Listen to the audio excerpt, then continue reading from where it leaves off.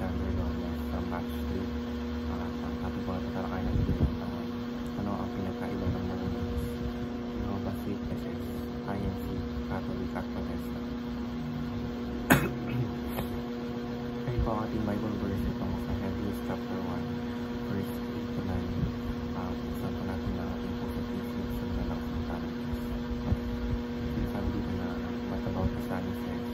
Your throne, O God, will last forever and ever. A scepter of justice will be the center of your kingdom. You have loved righteousness and hated wickedness. Therefore, God, your God, has set you above your companions. Verse of the God. Ngunit kung naman sa anak ay sinasabi mo, ang iyong trono, O Diyos, ay magpakailanman, at ang sentro ng katuwiran, ang siyang sentro ng iyong kaharian. Hindi mo ang katuwiran at pinapunta ng kasamaan. Kaya't ang Diyos lang ang pinungusan. Teaching, sure the body, Jesus ay Diyos. Number 1, biblical writers call Jesus God. Sa iba't ibang bahagi ng bagong tipan, makikita natin na kinikilala mismo ng mga sumulat ang kasulatan na si Jesus ay Diyos. Halimbawa sa John chapter 1 verse 1 ay malinaw na kasulat, ang salita ay Diyos. Ang salita na ito ay tumutukoy kay Jesus. Ibig sabihin mula pa sa simula siya ay Diyos at kasama ng Diyos. Teaching number 2, God calls Jesus God and Lord.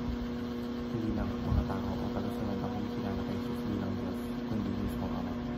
Sa Hebrews chapter 1 verse 8 sinasabi, ang iyong trono o Diyos ay magpakailanman. Ang pinapakita na si Jesus ay makapangyarihan pagka-Diyos na walang hanggan. Teaching number 3, Jesus is the second person of the Trinity. Bilang anak ng Diyos, Jesus ay hindi lamang tao, kundi tunay na Diyos. Siya ay bahagi ng Trinity, Ama, Anak at Espiritu Santo, tatlong persona, ngunit isang Diyos. Kaya siya ay karapat-dapat sambahin, igalang at sundin ng buong puso. Application number 1, commit your life to Christ without reservation. Kung si Jesus ay Diyos, karapat-dapat siyang maging sentro ng ating buhay. Hindi lamang tuwing linggo o kapag may problema tayo siya tatawagin, kundi araw-araw dapat ay siya ang ating mauna at sinusunod. Application number 2, invest your money and resources in Jesus' agenda. Ang pagkilala na si Jesus ay Diyos ay nakikita rin sa paraan ng paggamit natin ng ating mga resources.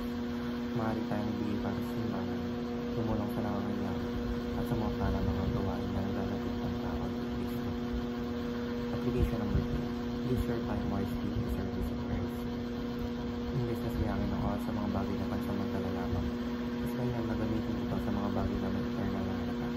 Magbasa ng salita ng Diyos, pananalangin, pagtulong sa kapwa at pagbuwang natin ng ibang. Yun lamang po ang